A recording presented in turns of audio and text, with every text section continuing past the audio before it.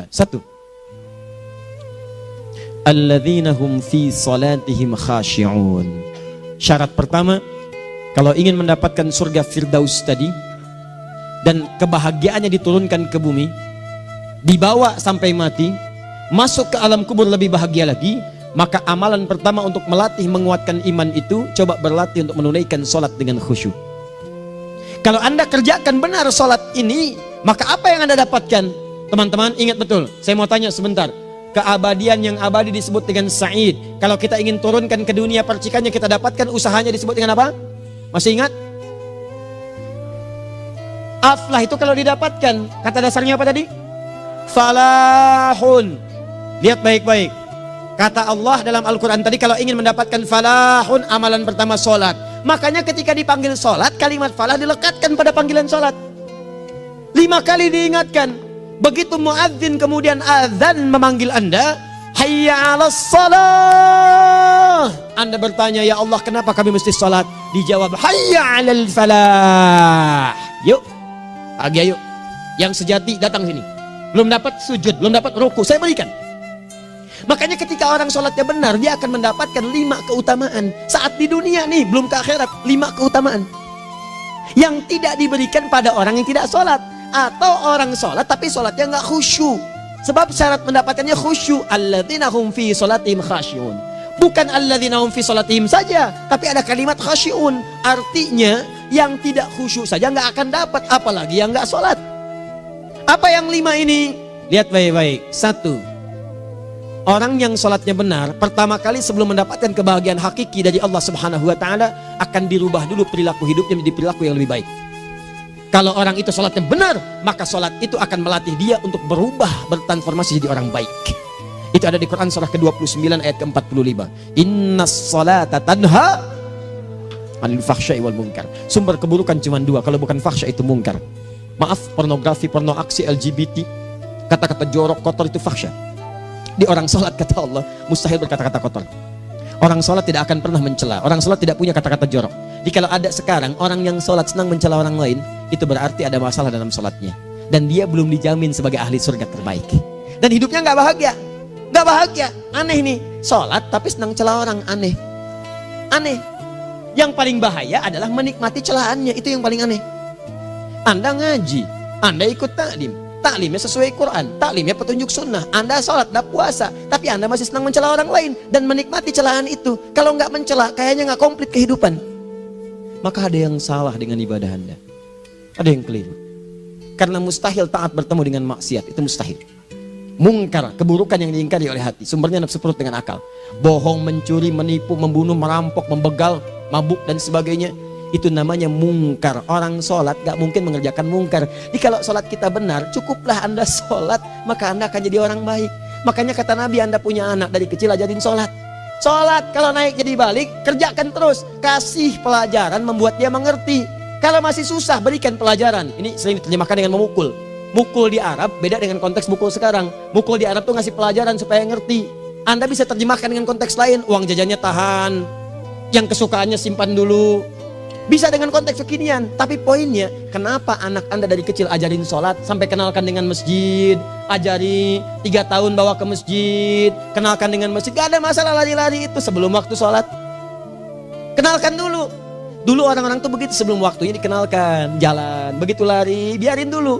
Setelah itu diberi pengertian, nah ini bukan tempat berlari, yang berlari di sana nanti, yang di sini nanti akan ada orang-orang baik semuanya. Terus Anda lihat berbaris, baris rapi. Kalau pengen baik, ikutan baris nanti. Terus nanti ada yang mimpin di depan, namanya imam. Imam itu siapa ya? Tetangga kita bukan yang Pak Imam, bukan. Bukan. Kalau tetangga kita namanya Imam S. Arifin. Kalau yang ini imam sholat namanya. Imam sholat itu nanti akan pimpin menyembah Allah. Allah siapa ya? Allah itulah yang memberikan ayah rizki. Allah itu yang memberikan ayah rizki sehingga bisa beli tobot buat kakak, beli robokar poli, ini yang poli, ini yang embers, ini yang heli, ini dulu kakak semuanya tuh yang kasih Allah. Nanti kalau kakak bagus bisa ikut rapi di sini, Allah akan senang, akan ditambah lagi oleh Allah. Oh begitu ya, datang begitu caranya. Ini bukannya waktu sholat belum dikenalin tadi bawanya main-main di masjid. Bahkan ada yang agak repot lagi, di rumahnya susah diatur, dibilang, kamu ini susah diatur, main sana ke masjid, disuruh main, ya main di masjid. Yang salah bukan anaknya, orang tuanya. Apa rahasianya anak itu disuruh ke masjid, suruh sholat? Rahasianya, begitu anak itu sholat dengan baik, maka dia akan tumbuh jadi anak baik di kemudian hari. Itu maksudnya. Nah, sekarang saya agak bingung ini, pendidikan TK sekarang salah sih? Enggak, cuma saya agak bingung mikirnya. Ini anak belum diajarin sholat, udah diajarin manasik. Itu bagaimana cara berpikirnya Ferguson? Agak repot saya mikirnya tuh. Ya, walaupun salah sih enggak, cuma saya bingung gitu. Kenapa nggak dikerjakan tahap yang pertama dulu? Tangga itu kan berurutan, nggak bisa Anda lompat langsung ke 5. Kan 1, 2 belum terlewati. Jelas ya? Ah, ini gambarannya. Sholat nih. 1 pasti baik. Jadi kalau sekarang sholat, lisan belum baik, mata belum baik sampai ke kaki, berarti ada yang salah sholatnya tuh. Ada yang nggak tepat. Tangan sembarangan, snack orang ngambil. Awas. Tuh sendal orang, mau wudhu nggak ada sendal, pakai sendal orang. Udah bilang belum? Kehujanan pakai payung orang. Udah bilang belum? Ya kan gampang Ustaz. Ini kan juga mungkin diikhlaskan karena Allah. Ya ikhlas, cuman pakainya belum minjam. Bagaimana kalau sedang pegang payung itu keluar, Anda meninggal? Nah, coba mikirin ke situ. Coba ke kantor. Kalau didorong proyek yang nggak jelas, minta tanda tangan, pikir lu bagaimana kalau meninggal. Kemarin saya sama teman-teman artis saya katakan begini, Anda ya, kalau Anda mengaji dengan saya, jangan pernah menerima peran maksiat. Walaupun itu sekedar adegan, tapi itu maksiat. Kalau bayangkan ketika Anda memerankan itu, Anda diwafatkan oleh Allah Subhanahu Wa Taala. Maka demi Allah saya katakan tidak ada faedahnya Anda ngaji sekarang, ngaji besok. Ketika Anda menerima peran itu, Anda wafat dalam keadaan bermaksiat di hadapan Allah Subhanahu Wa Taala. Maka saya pun katakan pada Anda, ayo belajar yang betul, pahami, bangun sholat, belajar, dalami seperti orang tua kita dulu. Tinggalkan nyontek, budaya yang nggak jelas.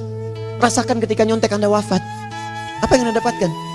Di Libya itu kalau nyontek, di Libya ya, saya pernah sekolah di Libya nih, itu kalau nyontek dibiarin aja dulu. Dan rekornya 100% ketahuan. Begitu sudah selesai, cuma jeda 2 jam, langsung ada panggilan. Si Fulan silahkan datang ke kantor. Apa yang disediakan di kantor sudah siap.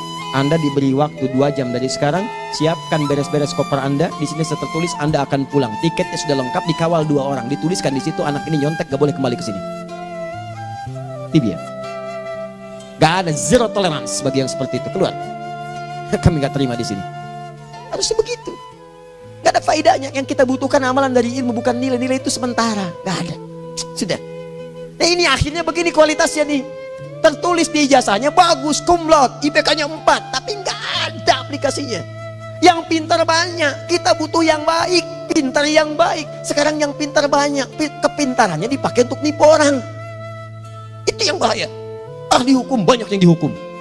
Ahli ekonomi tidak bisa mengangkat perekonomian. Apa yang salah? Apa yang salah? Ini yang jadi persoalan. Tapi dasar manusia begitu di sidang mulai pakai peci, pakai baju koko, pakai tasbih, ada yang pakai kerudung. Luar biasa. Nih 2. Orang kalau sholatnya benar, Allah akan berikan ketenangan dalam jiwanya. Tenang hati. Jangankan musibah kecil, musibah paling besar pun tenang aja dia. Tenang, dia paham rumusnya. Allahu Akbar. Turun Quran surah ke-13 ayat ke-28. Ala bidzikrillahi tatmainnul. Yakinkan pada dirimu zikir kepada Allah membuat hati tenang. Di antara turunan zikir amalannya adalah salat. Dari mana taunya Quran surah ke-20 ayat ke-14? Innani anallahu la ilaha illa ana fa'budni wa aqimis salata lidzikri. Saya Allah, kata Allah ke Nabi Musa. Tidak ada Tuhan selain saya, sembah saya. Bagaimana menyembahmu ya Allah? Tunaikan salat sebagai zikir kepada saya, zikir. Nah, maka kalau Anda sedang tidak tenang, ayo ke masjid. Banyak zikir itu, baca Quran zikir. Quran surah 15 ayat 9. Inna nahnu nazzalna dzikra. Kami turunkan Al-Quran sebagai zikir. Jadi kalau Anda sedang baca Al-Quran, Anda sedang berzikir. Ibu kalau sedang nggak tenang, Bu, gelisah, nggak enak, nggak usah mengeluh, apalagi bikin status gak karuan. Ibu wudhu, ambil mushaf baca. Begitu sedang baca ada ketenangan dalam jiwa. Berdoa, zikir. Kalau sedang nggak tenang, besok ada proyek, doa dulu. Doa itu memberikan ketenangan. Makanya doa disebut dengan zikir. Quran surah ke-7 ayat 205. Wadhkur rabbaka fi nafsika tadarruan wa khifatan wa dunal jahri minal qaul. Ayo berzikir, minta kepada Allah dengan segenap jiwamu, mohon dengan penuh ketawaduan. nanti ketenangan diberikan. Menghafal Quran, baca itu zikir. Quran surah ke-54 ayat 17, 22, 32, 40. Walaqad yassarnal Qur'ana lidzikri fahal min muddakir. Menyebut nama Allah, Al-Asmaul Husna itu zikir. Sedang ada persoalan, ya Allah, ya Allah, ya Allah, ya Rahman, ya Rahim, ya Malik, ya Qudus, ya Allah, ya Allah, ya Allah, ya Allah. Zikir. Dalilnya Quran surah kedua ayat 152. Fadhkuruni azkurkum. Sebut namaku, zikir. Apapun akan mengingatmu. Gimana menyebutnya? Ditafsir di Quran surah 17. Ayat keberapa? 110. Qulid Allah awid Rahman ayyamma tad'u falahul asmaul husna. Sebut nama Allah. Itu menenteramkan pada jiwa. Sedangkan sholat gabungan dari semua zikir tadi. Bukankah dalam sholat Anda baca Al-Quran? Bukankah dalam sholat Anda menghafal Al-Quran? Bukankah dalam sholat Anda berdoa? Bukankah dalam sholat Anda istighfar? Anda mohon digabungkan semua itu. Amalan sholat menggabungkan semua jenis zikir. Masa Anda nggak tenang juga? Makanya sholat, jangankan sholat ya, tempat sholat itu yang menenangkan. Tempat sholat, tempat paling tenang di muka bumi. Kalau nggak percaya silahkan ya, Anda sebelum masuk ke Istiqomah ini, begitu Anda masuk kan perasaannya beda kan? Lain. Silahkan cek, kalau cari ketenangan datang ke masjid. Masuk, wudhu masuk, sholat 2 rakaat tenang. Dekat kipas angin, saking tenangnya plek ngantuk tidur. Beneran, enak. Makanya saat Ramadan kalau orang pengen cari ketenangan, lihat di perusahaan-perusahaan penuh tuh musola pada tidur. Ya, mengamalkan hadis palsu. Ya, dia musoim ibadah, tidurnya orang puasa ibadah, hadis palsu. Nah, itu teman-teman. Itu gambarannya tiga. Orang yang salatnya khusyuk benar, itu dijamin langsung oleh Allah Subhanahu wa Ta'ala akan dimudahkan semua urusan hidupnya termasuk rezekinya. Ini yang saya katakan. Jadi saya katakan tadi, di akhirat ini, di surga, rezeki tinggal ngambil. Anda kalau benar sholatnya, itu langsung dijanjikan oleh Allah. Rezeki itu nggak perlu Anda banyak pikirkan. Ikhtiar sedikit datang, bahkan dari sisi yang tidak Anda duga. Apa dalilnya? Quran surah ke-65 ayat 2 dan 3. Ditafsir di Al-Baqarah ayat 2 dan 3. Wa may yattaqillaha yaj'al lahu makhraja. Ada orang yang meningkatkan takwanya kepada Allah, kami mudahkan urusan hidupnya. Setiap persoalannya diberikan jalan keluar, mudah. Solusi. Setiap ada problematika, ada solusi. Wa yarzuqhu min haitsu la yahtasib. Dan kalau dia ingin mendapatkan rezeki, bahkan kami kirimkan dari sisi yang tidak dia duga. Orang lain capek ini datang lagi, tawaran proyek datang lagi. Utsman tuh Masya Allah, kayanya banyak. Tapi yang paling dirindukan bukan saat mendapatkan peningkatan omsetnya, yaitu saat dia mendapatkan waktu khusus dengan Allah untuk sholat. Malam hari sampai-sampainya sempat sholat tahajud sampai khatam Al-Quran. Abdurrahman bin Auf demikian, Tamim Ad-Dari demikian. Sholat karena tahu sholat itu meningkatkan rizki. Karena tahu kuncinya ada di situ, Allah yang punya rizki. Disebut dengan Razak, pemilik rizki. Maka saya harus punya hubungan dekat dengan Allah. Kalau sudah punya hubungan dekat, mau apa aja gampang. Belum minta, udah diperhatikan. Silahkan cek, Anda punya hubungan baik dengan bos Anda di kantor. Ya, sebelum Anda minta, beliau udah pikirin tuh. Telepon bendahara. Dia udah ngambil belum gajinya? Belum Pak, tambahkan bonus sekian. Kenapa? Karena dia mengawasi Anda. Allah maha tahu dibandingkan dengan bos Anda. Mendekat kepada Allah, semua diperhatikan oleh Allah.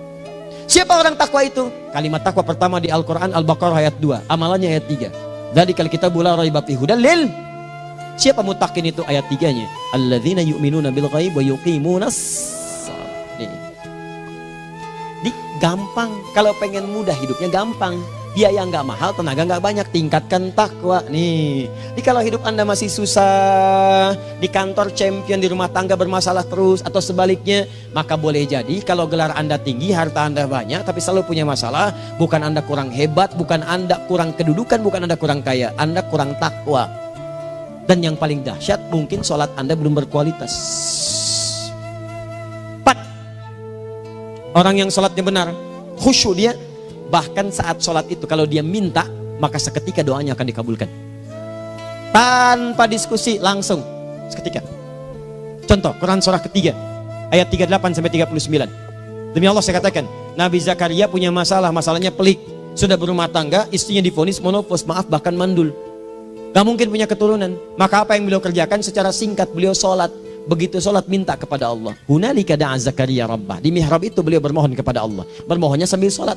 Qala rabbi habli min ladunka dzurriyyatan thayyibah innaka sami'ud du'a. Ya Allah, mereka katakan saya nggak mungkin punya keturunan.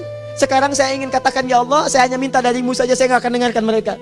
Ya Allah, mohon Engkau maha mendengar, ya Allah. Maha mendengar doa saya. Kalau kepada yang maha mendengar aja nggak mengabulkan, kepada siapa lagi saya mesti minta? Apa yang terjadi? Fanadatul malaikatu wa huwa qa'imun yusalli fil mihrab. turun malaikat mengabarkan, sedangkan beliau masih sholat, belum selesai dalam sholatnya. Sholat khusyuk itu belum selesai sholat aja dikabulkan, doa sudah turun. Sholatnya belum selesai, doa sudah dikabulkan. Annallaha yubashshiruka bi Yahya, Allah kasih kabar gembira, doa kamu didengar, dikabulkan, kamu akan punya anak, namanya langsung dari Allah Yahya, artinya hidup yang mustahil menurut manusia. Lahir seorang dari rahim perempuan yang menepus dan mandul, bayi yang hidup, kata Allah nggak ada yang mustahil bagiku, jadi dia. Berita baiknya, Nabi Zakaria sholat dikabulkan. Umat Nabi Muhammad sebelum sholat sudah ditunggu oleh Allah, mau minta apa aku kabulkan sekarang. Hadisnya qudsi, saya bacakan. Hadatsana qala Rasulullah sallallahu alaihi wasallam, qala Allah azza wa jalla, qasamtu shalah baini wa baina abdi. Kata Allah, saya bagi dua ya salat antara aku dengan hambaku. Wali abdi ma sa'ala. Kalau hambaku benar salatnya, aku berikan apapun yang dia minta sekarang. Idza qala al-abdu alhamdulillahi rabbil alamin. Bagian pertama, kalau hamba benar membaca Al-Fatihahnya dari alhamdulillahi rabbil alamin, kalau Allah azza wa jalla dijawab oleh Allah, hamadani abdi, hambaku sedang memujiku.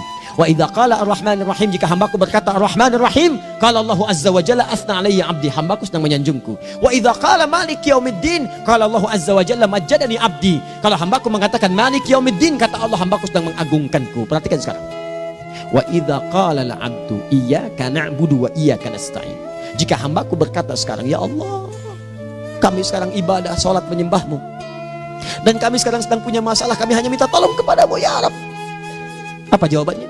Beda dengan sebelumnya. Kata Allah, hadza baini wa baina abdi, inilah perjanjian antara aku dengan hambaku. Wali abdi, kalau hambaku benar khusyuk salatnya sampai detik ini, baru sampai Al-Fatihah itu pun belum tuntas, baru sampai Al-Fatihah itu pun belum tuntas. Kalau benar bacaannya betul, salatnya dari takbir sampai dengan selesainya, sampai ayat itu, iyyaka na'budu wa iyyaka nasta'in, kata Allah, masalah apapun yang dia minta sekarang aku akan kabulkan.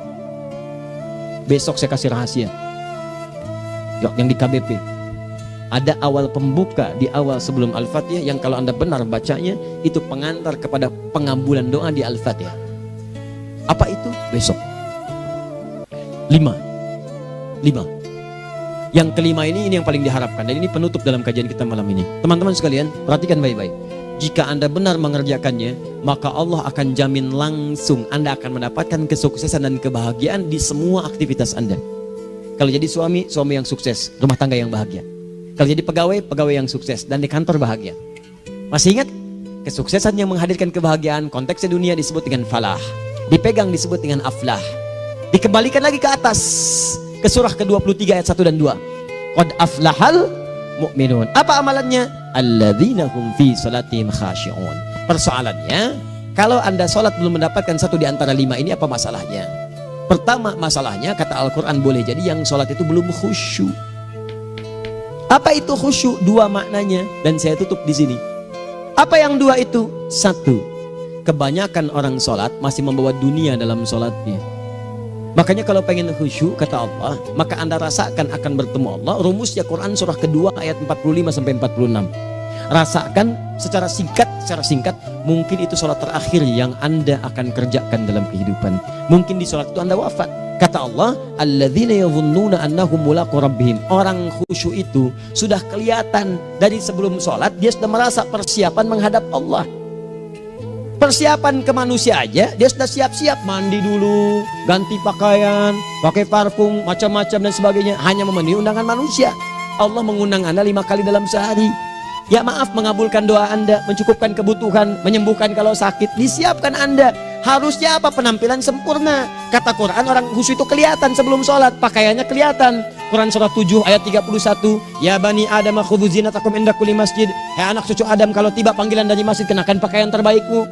Di anak cucu Adam tuh kelihatan. Kalau orang khusyuk, begitu adzan kelihatan pakaiannya lain. Pakaiannya indah.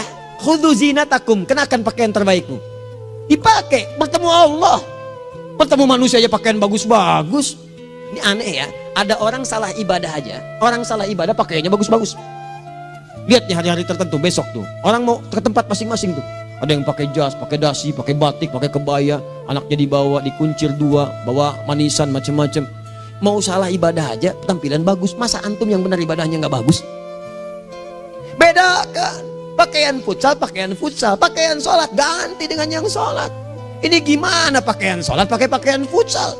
Depannya gambar Messi, belakang Ronaldo. Ah, repot. Malaikatnya juga bilang, kamu salah baju, harusnya Luka Modric.